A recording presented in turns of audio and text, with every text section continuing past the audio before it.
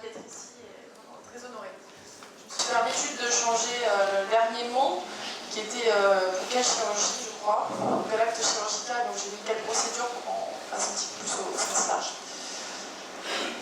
Pas de conflit d'intérêt avec cette présentation, et j'en profite pour vous rappeler l'intérêt d'aller fréquenter les EFS régulièrement, si vous pouvez. On a des gros consommateurs, nos patients surtout, donc pensez-y si vous pouvez venir.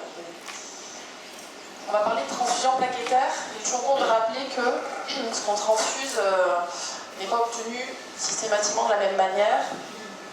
Vous pouvez obtenir un concentré plaquettaire de plaquettes poulet à partir de dons sang total.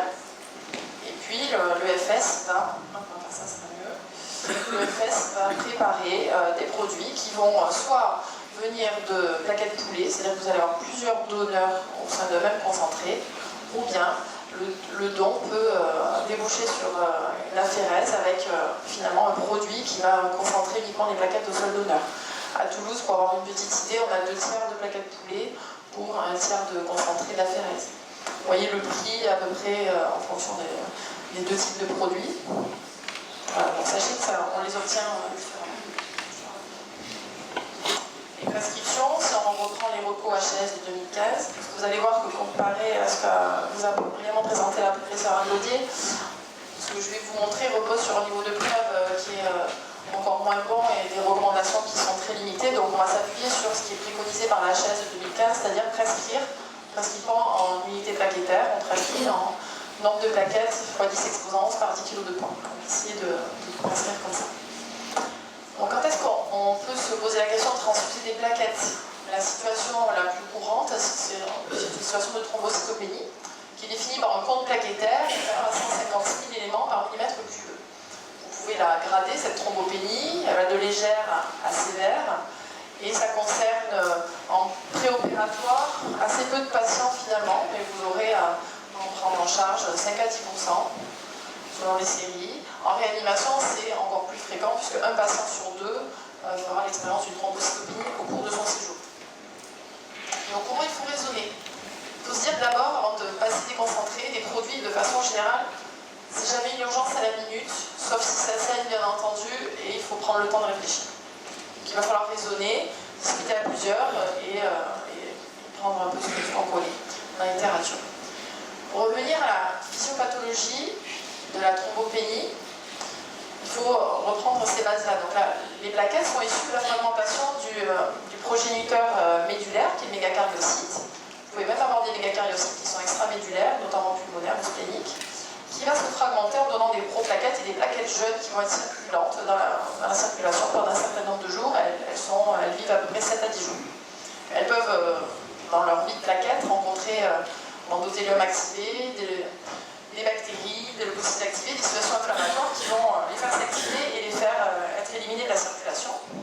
Ou bien, si elles n'ont pas été mises à contribution, elles vont être dites sénescentes, elles vont avoir une décellulation notamment qui va être reconnue par certaines cellules, en particulier hépatiques, entraînant la synthèse de thrombopoïétine et à nouveau pour promouvoir la différenciation des progéniteurs mégacaryocytaires. Et c'est comme ça qu'on comprend que les mécanismes de la thrombopénie sont très variés. Vous savez, on peut avoir une atteinte d'allure centrale de l'usine de production parce que le patient a été irradié, parce qu'il est victime de certains médicaments, parce qu'il y a des virus dans sa moelle, même des processus d'hémophagocytose ou bien une simple diminution de la thrombopénitéine. Et parfois, on peut avoir une augmentation de la consommation, mais c'est des situations que vous allez rencontrer le plus fréquemment en bloc opératoire, ça saigne, voire on l'a dilué parce qu'on a apporté beaucoup de cristalloïdes à la phase initiale. Des situations de CIVD, d'utilisation thérapeutique extracorporelle qui vont majorer la consommation des plaquettes.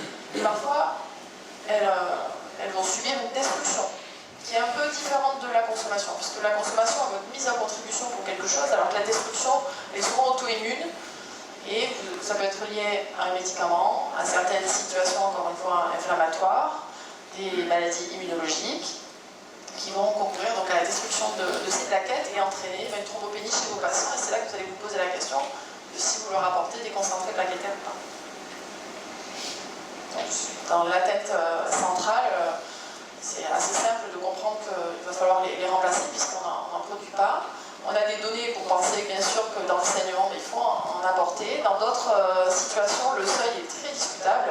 Et quand on a une destruction périphérique, un hypersplénisme, le rendement va être plutôt très mauvais et c'est probablement là qu'il faut pas le transfuser. Donc comment on raisonne? Vous avez un patient thrombopénique dans une situation qui va nécessiter, si on revient un peu à notre métier, un geste, une procédure, que ce soit une voie centrale, un bloc opératoire en urgence, vous avez un traumatisé grave, et vous avez un gros plaquettaire. Lorsque votre patient sera thrombopénique, il faut vous poser la question déjà de la réalité de sa thrombopénie. On peut vérifier sur un tube citraté. Alors bien sûr, si vous avez une situation évidente de choc hémorragique, voilà, bon, vous n'allez pas contrôler la thrombopénie. Dans d'autres situations, il faut quand même y penser. Il y a beaucoup de pseudo-thrombocytopénie qui surviennent dans le tube. C'est un artefact de clé de laboratoire et il convient de vérifier ça. Vous allez la grader, comme je vous l'ai dit. Et bien sûr, on va se poser la question de la gravité, de l'urgence, de la question de la transfusion. Est-ce que mon patient saigne? Est-ce que ma thrombocytopénie est associée à une thrombose clinique? Dans ce cas, je vais résumer différemment. Est-ce qu'il y a des signes de gravité? Bien sûr, vous allez contextualiser. Donc ça peut être en préopératoire. Vous allez trouver des patients thrombopéniques en pré-op. On a vu que c'est très peu, mais ça peut arriver. Parfois, en général, on a quand même la raison de la thrombocytopénie. C'est un patient qui a une chimiothérapie, un patient qui a un PTI. Voilà, on va raisonner en fonction de l'anamnèse. Et puis, vous allez vous poser la question, dans votre situation clinique de tous les jours, est-ce que je fais une transfusion prophylactique avant le geste? C'est-à-dire, est-ce que je passe des plaquettes pour assurer la sécurité de mon intervention, de ma procédure, pour que ça se passe bien? Est-ce que ça va se passer bien grâce à la transfusion? Ou alors, est-ce qu'au contraire, je suis dans une situation plus aiguë où il faut à tout prix remonter le seuil plaquettaire? On est dans une situation plutôt curative. Ce qu'il faut que vous compreniez, c'est que le rendement transfusionnel, il va dépendre du mécanisme de la thrombocytopénie. Schématiquement, je vous ai mis centrale périphérique. Un patient qui a une thrombocytopénie centrale, un PTI, juste après une grosse chimio, encore qu'on descend rarement à moins de 10 giga, vous allez avoir quand même, après transfusion, un bon rendement, une bonne persistance, parce que le mécanisme de destruction, il est médulaire, ou de non-production, il est médulaire, donc les plaquettes que vous allez passer, le patient devrait en bénéficier pendant quelques jours. Alors que si votre mécanisme est périphérique, on va prendre l'exemple de l'hypersplénisme chez le patient cirrhotique, ou bien le patient qui a une destruction auto-immune, vos plaquettes vont être très rapidement séquestrées ou bien détruites et le rendement transfusionnel est très mauvais. Ce que ça veut dire, c'est que si vous avez un patient pour lequel vous avez une procédure à risque hémorragique, par exemple chez le cirrhotique, qui arrive avec un compte plaquettaire très bas et que vous devez à tout prix dans certaines situations passer des plaquettes, ben, il faut le faire très tôt et pas la poche 1 heure avant de faire réaliser votre geste parce que vos plaquettes elles vont être très rapidement séquestrées. Et même chez le cirrhotique, la question peut se poser. J'aime bien vous montrer, illustrer avec cette étude qui date beaucoup, mais qui avait le mérite de montrer que chez le patient avec un hypersplénisme, vous avez le taux de plaquettes circulant dans le sang au cours du temps et le taux de plaquettes qui va être séquestré dans la rate. Ça, c'est une très belle illustration. Si vous vous rendez compte qu'au bout de 5 minutes, vos plaquettes elles sont quasiment toutes dans la rate. Donc pensez-y quand mon collègue gastro-entérologue vous adresse au patient en radio interventionnelle pour une radiofréquence hépatique ou radiofréquence hépatique par exemple, et que vous avez la poche de plaquettes qui arrive, déjà ça sert à rien. Et en plus, le patient, quand il a été transfusé 1 heure avant, vous pouvez être sûr qu'elles sont toutes dans la rate. Ouais. Donc réfléchissez au mécanisme, et si vraiment il y a un intérêt à les passer, parce que dans beaucoup de situations, elles vont être séquestrées ou détruites très rapidement. Donc on va aborder rapidement ces situations de thrombopénie pour certaines procédures percutanées, notamment le cathéter veineux central, que vous pouvez être amené à poser bien sûr au bloc opératoire ou des chocages en réa, l'anesthésie neuraxiale et les procédures à faible risque hémorragique. On parlera rapidement également du traumatisé grave. Dans tous les cas, la question qu'on se posera, c'est est-ce que je suis face à une transfusion prophylactique ou curative? Thérapeutique. Un mot sur le risque hémorragique en fonction du seuil plaquettaire. Je reprends ce New England de 2010 qui regardait à partir de quel seuil on avait un saignement spontané chez les patients, qui est les patients thrombopéniques, vous voyez, à moins de 10 gigas, donc ça c'est de vraies thrombopénies, très graves, chez des patients d'hématologie principalement. Ils avaient randomisé les patients pour recevoir des concentrés plaquettaires, très peu concentrés, moyennement concentrés ou très concentrés en plaquettes. Ils regardaient d'une part la survenue d'un saignement de grade 2 ou plus, je vous ai donné des exemples ici, en fonction du nombre de plaquettes qui étaient apportées. Ils ont profité de cette étude aussi pour regarder chez ces patients-là à partir de quel moment ils avaient des saignements significatifs. D'une part, le message, c'est que sur cette cohorte de patients, plus vous transfusez les concentrés qui sont riches en plaquettes, plus vous allez corriger à un instant T, on va dire immédiatement après le compte plaquettaire. Par contre, à 24 heures, les patients vont quasiment tous avoir le même compte plaquettaire. Donc plus vous apportez des plaquettes, plus vous allez quand même corriger votre compte plaquettaire à la phase initiale. On passe à 50 gigas contre 22 gigas dans le groupe qui est le moins de plaquettes. Et dans cette cohorte, ils ont regardé de façon un peu longitudinale la survenue du saignement en fonction du compte plaquettaire. Et vous voyez qu'on a vraiment une augmentation des jours avec des saignements de grade 2 ou plus lorsqu'on passe en dessous des 10 gigas. En dessus des 10 gigas, globalement, les plaquettes elles font le travail et on n'a pas de saignement spontané. Donc finalement, plus la concentration plaquettaire dans nos poches de plaquettes est élevée, moins les patients seront amenés à être retransfusés aussi, je ne vous l'ai pas dit. Et en dessous de 10 gigas, on a clairement plus de saignements de grade 2 ou plus, donc il ne faut pas laisser les patients en dessous de tel seuil. Et en dessus, on discute. Alors, j'ai cherché des recos. Finalement, quand on cherche des recos sur les plaquettes, on est toujours un peu déçu parce qu'on retombe sur ces recos qui commencent à dater, qui ont 10 ans, de la HAS, et dont le niveau de preuve est clairement très mauvais. Vous voyez le niveau de preuve en bas, donc la preuve scientifique établie, ce que je viens de vous montrer, en dessous de 10 gigas, ben ça c'est clairement le risque il est majoré. Par contre, quand on est au-dessus, c'est plus discutable. Donc, vous voyez, faible niveau de preuve, on va vous proposer de transfuser des plaquettes en dessus de 50 000 éléments par millimètre cube. En cas de geste invasif, on va les redécortiquer un petit peu. Ça, c'était pour la transfusion prophylactique. Et la HAS aborde également la transfusion curative et reprend également ce qu'on sait, l'insuffisance médulaire chronique, l'hémorragie, on y reviendra dessus, déglobalisation rapide, bon, ça s'appelle globalement une hémorragie. En réanimation, ce que j'ai pu trouver finalement, c'est un rapport d'experts qui date de 2020 sur les stratégies transfusionnelles chez les patients hors choc hémorragique. Et quand on va sur l'encart plaquette, ce qui est redit à nouveau, c'est qu'on ne laisse pas les patients en dessous de 10 gigas, mais pas de transfusion pour traiter le chiffre lui-même lorsqu'on est en dessous de 10. Si on a plus de 100 000 plaquettes, on n'a pas besoin de transfusion par une procédure invasive, et puis c'est quand on va se retrouver entre 50, on va dire entre 10 et 100, on peut se poser la question, en fonction des procédures. Globalement, il faut retenir le seuil de 50 gigas. Pas de transfusion pour une trachéotomie lorsque vous êtes en dessous de 50 gigas, mais voilà, des recos qui, il faut vraiment le voir comme ça, reposent sur un niveau de preuve très faible, et qui permettent de discuter en équipe de la réalisation du geste en fonction du compte plaquettaire. Pour le cathéter veineux central, il y a une étude qui date de 2023 sur New England qui avait regardé dans une population de patients de secteur et de réanimation, des patients qui avaient une thrombocytopénie sévère, donc inférieure à 50 gigas et qui étaient supérieurs à 10 gigas, si la transfusion plaquettaire prophylactique permettait de réduire les saignements de grade 2, ou de grade 2 à 4. Donc on avait globalement des patients qui avaient reçu une transfusion plaquettaire et des patients qui avaient été randomisés dans le groupe pas de transfusion. Ce qui est intéressant, c'est de voir la population. On a quand même 50% de patients, un peu plus de 50% qui sont issus du service d'hématologie et 40% des patients en réanimation. Pour la validité externe des résultats, ça reste à prendre avec des pincettes, ce n'est pas que des patients de réanimation dans cette situation-là ou des patients de bloc opératoire. Et quand on s'en tient à leur critère de jugement qui était la survenue de saignement de grade 2 ou plus, effectivement, les patients qui ont été transfusés en amont de cette pose de cathéter veineux central avaient 2 fois moins de survenue de saignement de grade 2 ou plus. Si on les décortique, finalement, on n'a pas de différence pour les saignements de grade 3 à 4, c'est-à-dire ceux qui nécessitent quand même une prise en charge interventionnelle ou au bloc opératoire. Et le saignement de grade 2, c'est le saignement un peu autour du point de ponction, mais qui va s'arrêter quand même en quelques minutes. Pas de différence de survenue d'un hématome, on ne les transfuse pas les plaquettes. Et quand on regarde leur analyse multivariée, finalement les facteurs associés à la survenue du saignement de grade 2 ou plus, c'était l'abord veineux sous-clavier. Je ne sais pas si vous, pour un patient entre 10 et 50 gigas de plaquettes, vous allez vous lancer dans la sous-clavière, ça reste quand même très discutable.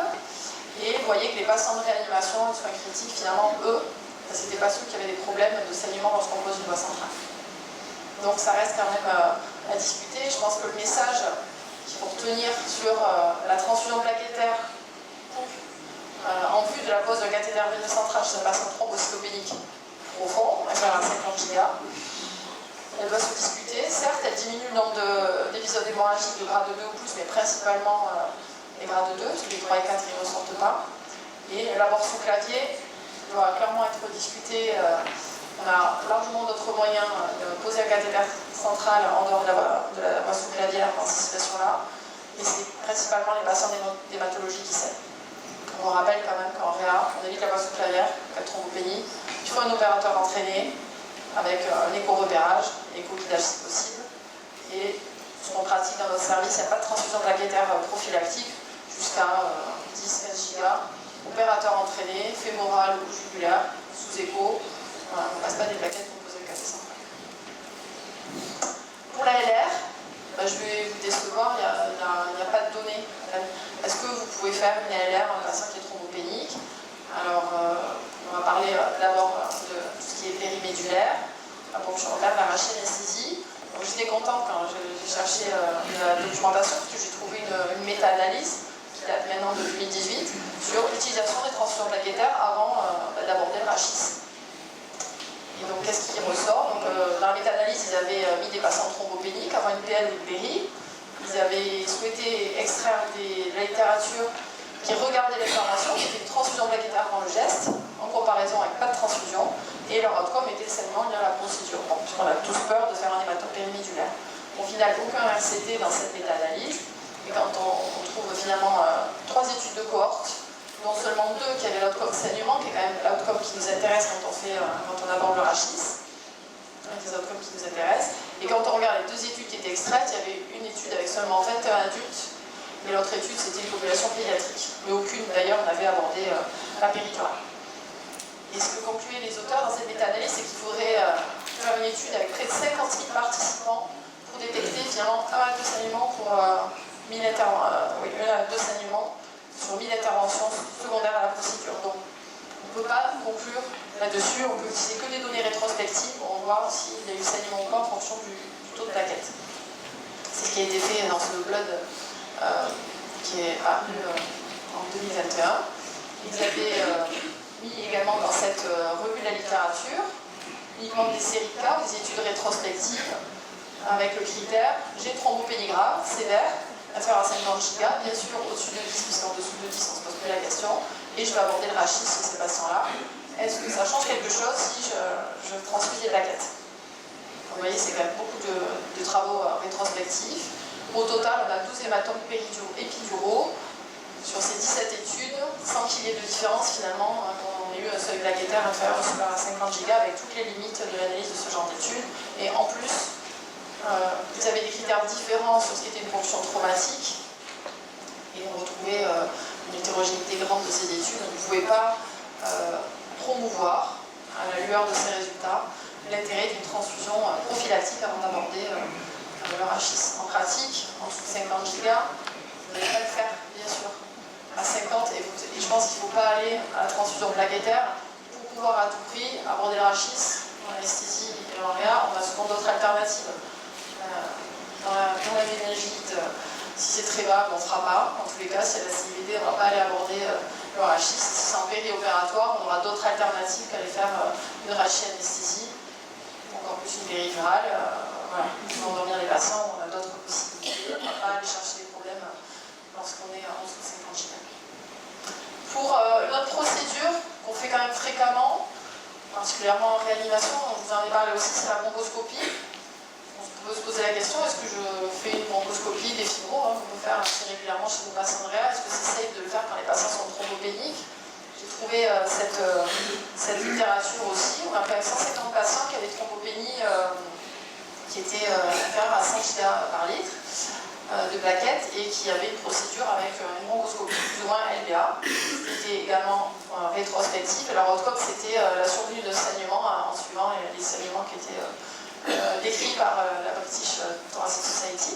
Et vous voyez que dans leur cohorte de patients, de 150 patients, ils ont des patients à qui ils ont fait des fibros entre 20 et 0 plaquettes, probablement pas 0, mais en tout cas avec des thrombopénies très sévères, jusqu'à 100 gigas, et la survenue finalement des saignements selon l'échelle de la BTS est très limitée. En plus, ils disent que 9 des 10 épisodes étaient transitoires et définis finalement à snowbleeding par les critères BTS. En fait, il n'y a pas de saignement significatif et on peut aller faire de façon safe une fibro-LBA un patient qui est thrombocytopénique sans que vous risquiez de le faire saigner. C'est une procédure qui reste sécuritaire. Il n'y a pas de preuve que la transfusion plaquettaire diminuerait le saignement. Après, s'il faut transfuser des plaquettes pour pouvoir aller faire une fibroscopie, c'est quand même très très discutable. Donc jusqu'à 20 gigas, ce que propose la société savante, vous pouvez aller faire votre fibro-LBA. Je ne parle pas d'aller faire des biopsies, bien sûr, mais vous pouvez y aller sans trop causer de problème à vos patients. Pour tout ce qui est finalement, ce qui m'était demandé au début, pour quel acte chirurgical, encore une fois, vous avez compris, le niveau de preuve il est très discutable parce qu'on s'appuie sur des études de cohorte ou des études rétrospectives.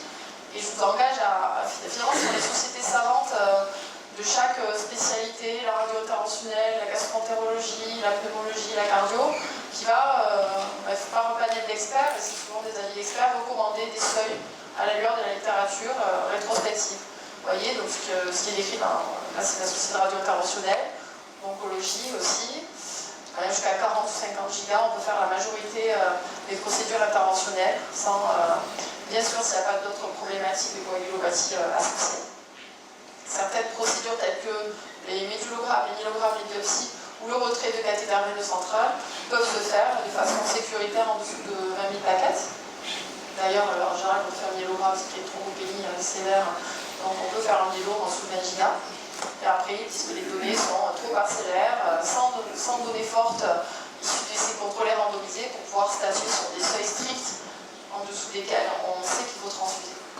Et ce qui est discutable aussi, c'est que vous avez un patient que vous allez prendre au bloc opératoire, mettons il a 25 gigas de plaquettes, vous allez faire une procédure interventionnelle hépatique, par exemple, le recto hépatique, vous lui passez des plaquettes, et est-ce que vous attendez d'avoir le compte plaquettaire que vous voulez avant d'aller l'opérer? Est-ce que vous allez attendre encore une demi-heure, puis finalement vous n'avez pas atteint le compte plaquettaire que vous souhaitiez? Est-ce qu'il faut faire ça? Est-ce que la littérature ne répond pas à cette question? Et dans la grande majorité des cas, on atteint rarement le seuil plaquettaire qu'on souhaiterait avoir. Donc, il y a beaucoup de procédures pour lesquelles ça serait discutable. Et retenez ce seuil de 50 gigas pour la majorité des procédures interventionnelles majeures. Un petit mot sur le traumatisé. Je prends trop peur, qui est un essai que je pense que vous connaissez bien ici, en tout cas pour les Lillois, vous êtes déjà largement présenté. Cet essai, c'est un essai américain qui prenait une population de traumatisés sévères, les plus graves, parce que c'était ceux qui avaient une prédiction d'avoir une transfusion massive. Donc déjà, on fait une sélection des plus graves. C'est un essai qui a été contrôlé, randomisé, qui avait quand même eu lieu dans plus de 10 trauma centers de niveau 1 aux États-Unis et qui avait pour objectif d'essayer de voir si on pouvait diminuer la mortalité des patients en étant plus incisif sur l'impact transfusionnel. Il y avait un bras qui recevait uniquement 3 plasmas et 6 culots, sans plaquettes.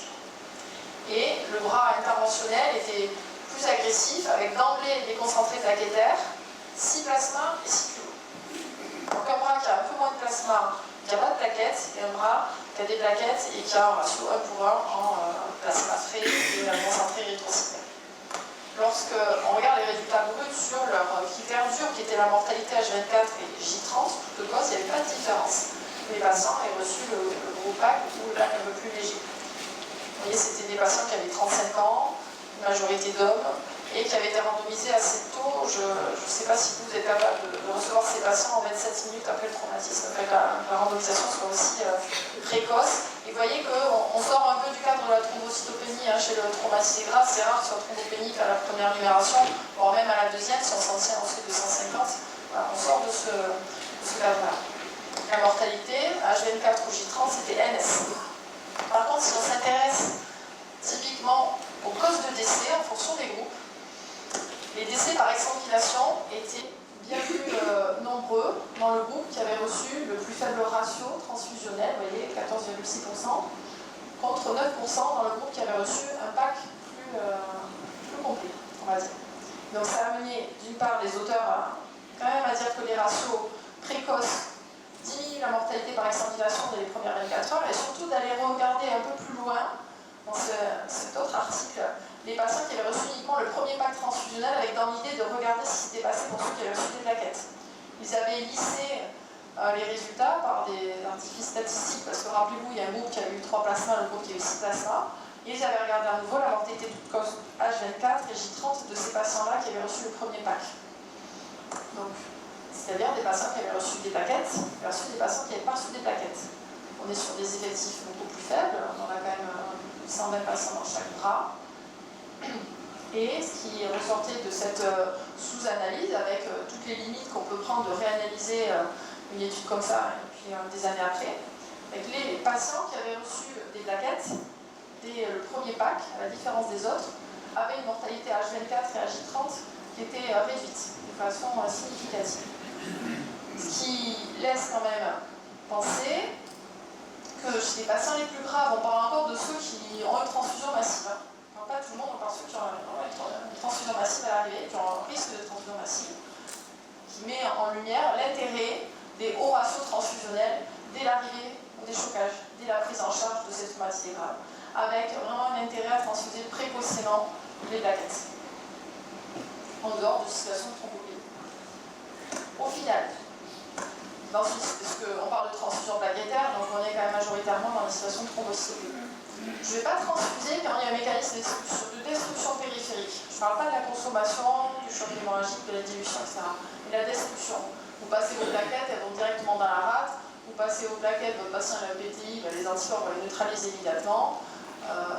Voilà, bon, il a un SAPL, bon, on ne les passe pas.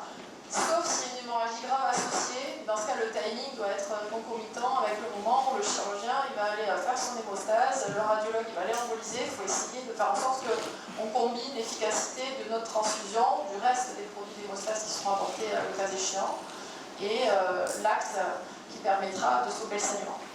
Avec un niveau de preuve de ce que je vous dis qui est totalement léger. Donc c'est ces situations-là dont je vais vous parler. Par contre, c'est faire la synthèse sur les seuils, parce que c'est ça aussi qui nous intéresse dans notre pratique habituelle. Je peux transfuser dans certains cas en prévention du saignement spontané, le DIGA ne se discute pas. Alors dans les recos et dans les sociétés d'onco-hémato, ils disent qu'un patient d'onco-hémato a de la fièvre, il faut plutôt viser 20 gigas. Je suis désolée, j'ai tourné la littérature, je n'ai pas trouvé sur quoi ça s'appuie pour dire qu'en cas de fièvre, il faut plutôt préférer 20 gigas. Donc en prévention du saignement spontané, lorsque le patient a moins de 10 gigas de plaquettes, on peut le faire en prévention de saignement périprocédural, à discuter selon le contexte, et bien sûr en cas de situation d'hémorragie grave. Donc lorsque, je ne vais pas discuter de la chirurgie cérébrale, mais vous savez, c'est classique, vous voyez, avec un niveau de preuve qui reste quand même tout à fait modéré de recommandation. En cas de chirurgie cérébrale ophtalmologique du segment postérieur, il va falloir viser des seuils un peu plus élevés, 100 gigas. La péridurale, je ne suis pas revenue dessus. Pour ce qui est l'ensemble des chirurgies majeures de complexes qu'on peut être amené à voir tous les jours au bloc opératoire, donc elle n'est pas d'heure axiale, pour la gastroscopie, notre réalisation de rachis-anesthésie, pour des actes de biopsie, hépatique, rénale, transbronchique, des choses qui vont faire saigner parce qu'on va biopsier du tissu, souvent quand même pas de façon très fine et qu'on va arracher des vaisseaux au passage, mais il faut quand même s'assurer de seuil en dessus de 50 gigas parce que les études rétrospectives ont qu'en dessous, ça saigne davantage. Pour la pose de cathé veineux centraux, on est resté plutôt sur une attitude à 20 gigas, avec toutes les précautions qui doivent être prises, et bien sûr, on évite d'abord sous clavier, si on peut, on a les moyens de le faire ailleurs en général. La gastroscopie diagnostique, tant qu'elle n'est pas thérapeutique, on peut la faire à 20 gigas, tout comme la fibro-LVA. Et enfin, je vous l'ai dit, 10 gigas, ça reste quand même le seuil en dessous duquel il ne faut pas passer, parce que les plaquettes, elles vont faire le travail au-dessus, mais en dessous de 10 gigas, il ne faut pas trop leur en demander non plus. On a un risque majeur de saignement spontané et il faut le prévenir. En dessous de 5 gigas, vous allez passer à très haut risque de saignement, et ces chiffres-là, vous les verrez chez des patients qui font des PTI, par exemple. La TIH, elle ne descend jamais aussi bas, mais le PTI, ça peut arriver en réanimation. Ben, ça, c'est compliqué, mais on va pouvoir utiliser d'autres thérapeutiques, avec de la thrombopoïétine et autres, pour essayer de booster un peu le compte plaquettaire et sortir de ces zones très très à risque. Je vous remercie.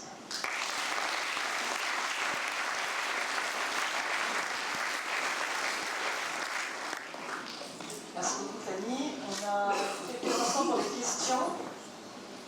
Les questions les plus violentes.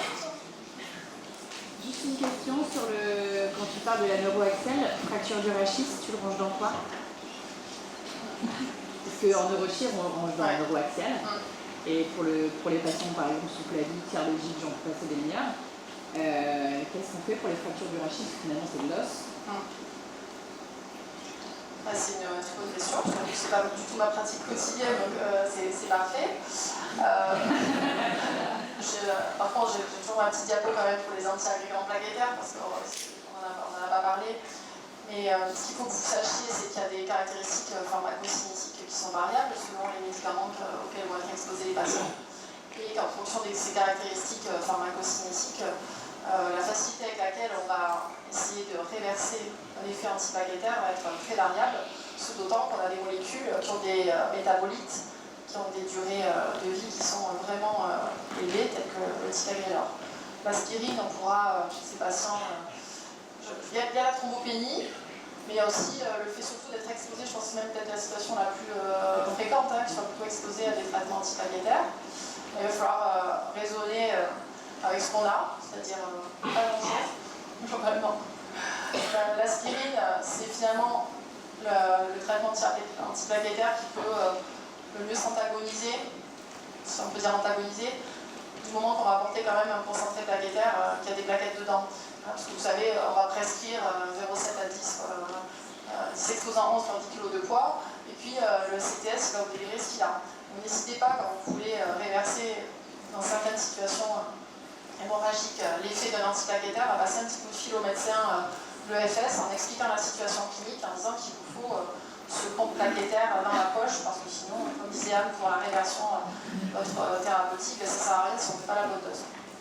Le clopid va être plus compliqué à antagoniser, et puis les autres, les anti-P2Y12, prasugrel et ticagrelor, ont des métabolites qui ont vraiment des durées de vie plus élevées. Donc la question de la réversion, particulièrement dans ces situations, je pense qu'on peut se poser. Je ne sais pas si on a des données pour montrer que si on les réverse, en particulier dans des chirurgies, des fracas rachidiens, on améliore le pronostic fonctionnel de ces patients.